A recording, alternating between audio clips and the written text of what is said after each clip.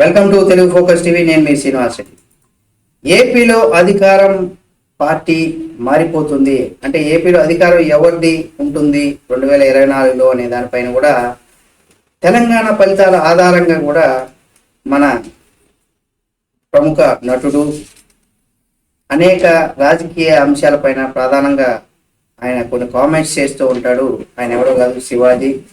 ఇక్కడ శివాజీ గారు కొన్ని కామెంట్స్ అయితే చేశారు. ఇప్పుడు అవి సంచలనంగా మారిపోయాయి. నటుడు అలాగే రీసెంట్గా బిగ్ బాస్తో కూడా ఇంకా ఫేమ్ సంపాదించుకున్నాడు. మరోసారి రాజకీయ నాయకులకు ఎప్పుడు కూడా ఆయన ఏ పార్టీ అయినా సరే చేసినటువంటి తప్పులను ప్రధానంగా ఎత్తి చూపుతూ ఉంటాడు. అందులో అది ఈ పార్టీ ఆ పార్టీ అని కాకుండా తెలంగాణలో పొలిటికల్ మార్పు పైన తన అభిప్రాయాన్ని కూడా గతంలో వెల్లడించాడు. అలాగే ప్రముఖ ఛానల్లో ఒక డిబేట్లో కూడా ఆయన పాల్గొన్నటువంటి విషయం మనకు తెలిసిందే. తన రాజకీయ సినీ భవిష్యత్తు అలాగే రాజకీయంగా ప్రణాళికలు కుండబద్దలు కొట్టినట్టుగా చెప్పేస్తూ ఉంటారు. ఆయన ఏపీ అసెంబ్లీ ఎన్నికల్లో రాబోయేటువంటి నేపథ్యంలో ఆయన చేసినటువంటి కొన్ని వ్యాఖ్యలు ఏవైతే ఉన్నాయో అవి ఇప్పుడు చాలా వైరల్ అవుతున్నాయి.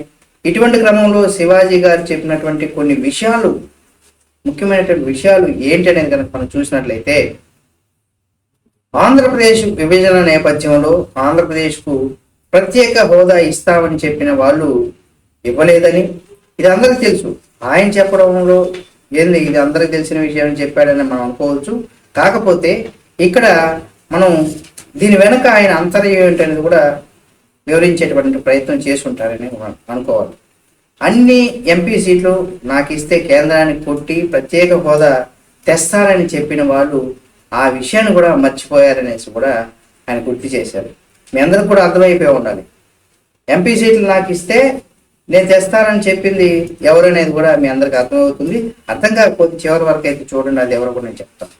ప్రత్యేక హోదా కోసం ఉద్యమం చేసిన వాళ్ళు ఎవరిని కూడా పట్టించుకోలేదని, అలాంటి సమయంలో నేను ఒంటరిగా ఉద్యమం చేసి లాభం లేదనేసి కూడా ఆయన అనుకున్నారు.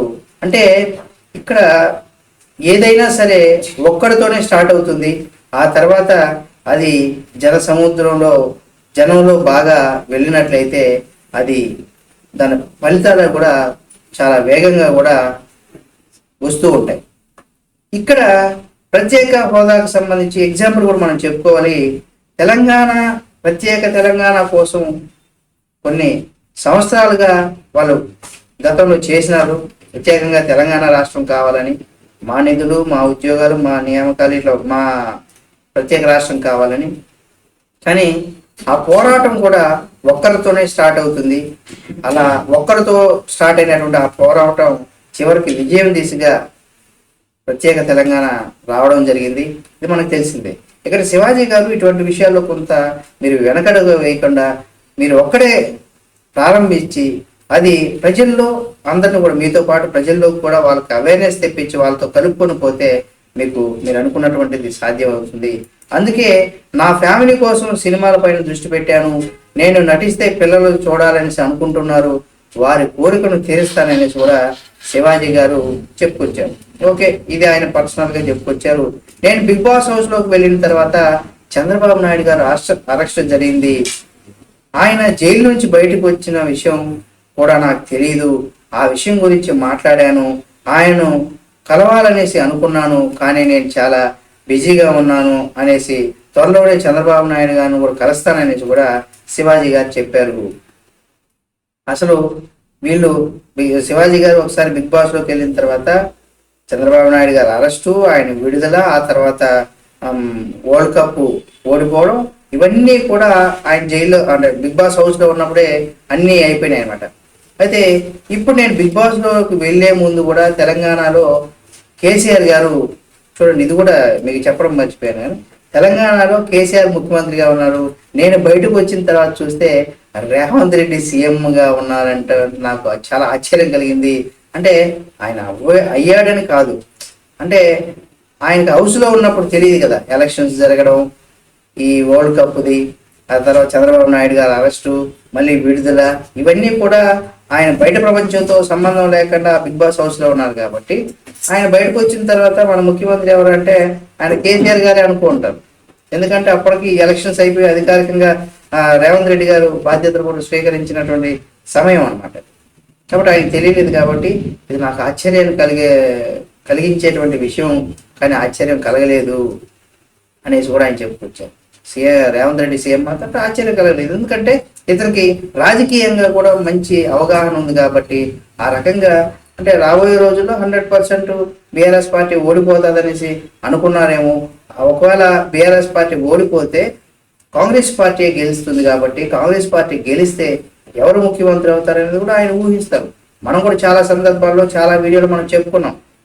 2024 ఎలక్షన్స్లో ఏ పార్టీ తెలంగాణలో అధికారంలోకి వస్తుందంటే మనం పలానా పార్టీ ప్రజల్లో బీఆర్ఎస్ పార్టీకి వ్యతిరేకంగా ఉంది, ఆ తర్వాత కాంగ్రెస్ పార్టీ అధికారంలోకి వస్తుందనేసి అనేక సర్వేల్లో కూడా ఈ విషయాలు చాలా తక్కువ మంది మాత్రం చెప్పారు కాంగ్రెస్ పార్టీ అధికారంలోకి వస్తాయని. చాలా ఎక్కువ మంది సర్వేలు మాత్రం బీఆర్ఎస్ పార్టీ అధికారంలోకి వస్తుందని చెప్పారు. ఏది ఏమైనా ఇటువంటివన్నీ కూడా ఆయనకు ఒక చిన్న స్ట్రాటజీ ఉంది కాబట్టి దాని ప్రకారం ఆయన చెప్పడం జరిగింది. అయితే నేను కొంత మేరకు ముందే ఊహించానంటూ కూడా ఆయన చెప్పుకొచ్చారు. సర్వేలు చేసిన వాళ్ళు కూడా కొన్ని విషయాలు చెప్పారు. దాంతో తెలంగాణలో బీఆర్ఎస్ పార్టీ కాంగ్రెస్ పార్టీకి 50% అవకాశాలు ఉన్నాయనే అర్థమైపోతుందనేసి కూడా ఆయన శివాజీ అనుకున్నారట. అయితే భారత్ జోడో యాత్ర సందర్భంగా రాహుల్ గాంధీ గారు అంటే గాంధీ భవన్ వెళ్ళి నేను స్పీచ్ ఇచ్చాను. ఆ సందర్భంలో రాహుల్ గాంధీ గారు సపోర్ట్ చేయాలంటూ కూడా ఆయన కోరారు.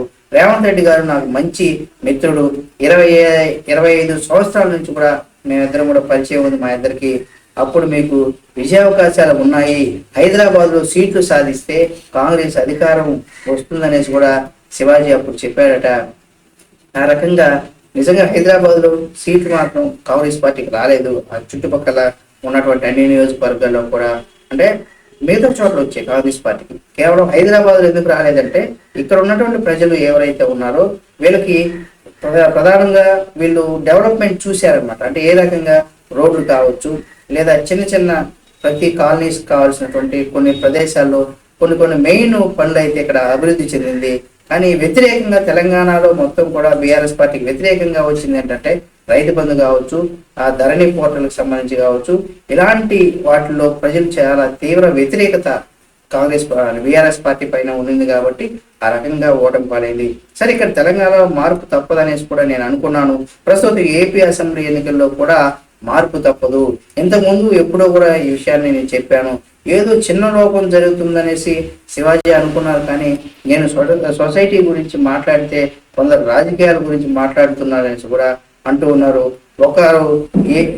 ఎవరైనా సరే ఒక పార్టీని లేపడం అనేది కష్టం, కానీ ప్రజల్లో మార్పు రావాలి అంటే రాజకీయాలను వదిలేస్తాను అంటే ప్రజల్లో మార్పు రావాలి, కానీ నేను రాజకీయాలు వదిలేస్తాను, నేను రాజకీయంగా ఉండాల్సిన అవసరం లేదు, నా పని నేను చేసుకుంటానంటూ కూడా చెప్పడం జరిగింది. కానీ ప్రశ్నించాల్సి వచ్చిన రోజున 100% ప్రజలందరూ గొంతుగా మారుతాననేసి కూడా శివాజీ గారు చెప్పుకొచ్చారు. ఈ రకంగా మనకు ఇక్కడ చూసినట్లయితే 100% ఈ రానున్న రోజుల్లో 100% ఈయన మార్పు అంటే ఏపీలో మార్పు అంటున్నారు కాబట్టి 100% ఆ మార్పు అయితే సాధిస్తారని చెప్పుకోవచ్చు. ఇక్కడ ఆయన మరో సందర్భంలో కూడా టీడీపీ జనసేన పొత్తుతో పోటీ చేస్తున్నారు కాబట్టి ఎటువంటి పరిస్థితుల్లో అయినా టీడీపీ జనసేన పొత్తుతో అధికారంలోకి వస్తారు. వచ్చినట్లయితే మెగా ఫ్యామిలీకి సంబంధించినటువంటి పవన్ కళ్యాణ్ గారు కూడా సీఎం అయ్యేటువంటి అవకాశం ఉందంటూ కూడా ఆయన కొన్ని వ్యాఖ్యలు చేసినట్టుగా కొన్ని సామాజిక మాధ్యమాల్లో కూడా ఆ వార్తలు అయితే హల్చల్ చేస్తున్నాయి. ఏది ఏమైనా ఆంధ్రప్రదేశ్లో 2024 ఎన్నికల్లో 100% మనకి తెలుగుదేశం పార్టీ జనసేన పార్టీ ఉమ్మడిగా పొత్తులతో అధికారానికి వస్తాయి. ఇక్కడ ఎవరెన్ని ప్రయత్నాలు చేసినా 100% వస్తాయనేసి కూడా ఆయన జోస్యం చెప్పినట్టుగా కూడా కొన్ని వార్తలు అయితే సోషల్ మీడియాలో వైరల్ అవుతున్నాయి. చూద్దాం, ఆయన చెప్పినట్టుగానే రాజకీయంగా 2024 ఎన్నికల్లో టీడీపీ జనసేన పొత్తుతో అధికారంలోకి వస్తారా లేదా, ఆయన చెప్పిన దాని ప్రకారం మీరు కూడా మీ యొక్క అభిప్రాయాన్ని కామెంట్ రూపంలో తెలియచేయండి. మరిన్ని వీడియోల కోసం Telugu focus TV channel subscribe చేసి పక్కనే ఉన్న బెల్ బటన్ నొక్కడం మాత్రం మర్చిపోకండి.